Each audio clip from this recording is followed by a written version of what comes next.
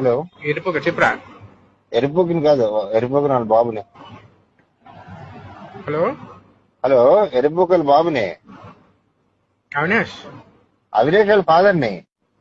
ఏ hello. Avinash చెప్పరా. వసంత్.